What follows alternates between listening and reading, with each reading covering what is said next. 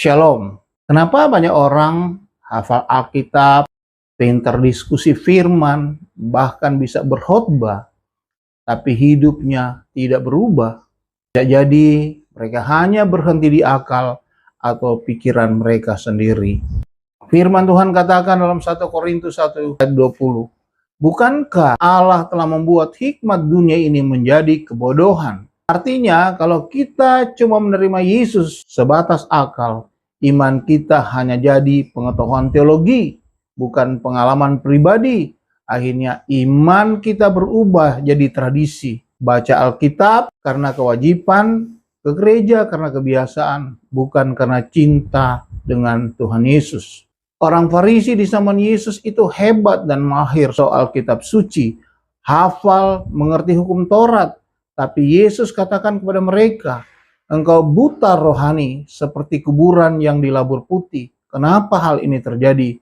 Karena mereka bangga dengan pengetahuan, tapi hatinya jauh daripada Allah.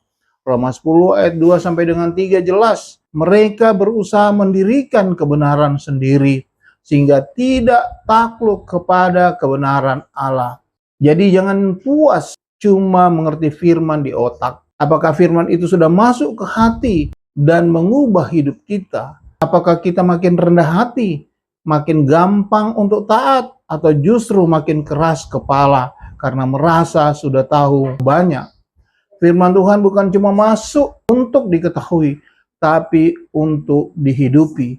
Yakobus 1 ayat 22 katakan, hendaklah kamu menjadi pelaku firman, bukan hanya pendengar saja. Saudaraku, kalau Yesus hanya berhenti di akal, iman kita akan kering. Tapi kalau kita izinkan Roh Kudus bekerja, firman itu akan mengubah hati dan hidup kita.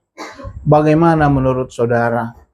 Selama ini saudara terjebak di taraf akal atau sudah mengalami kuasa firman itu sendiri?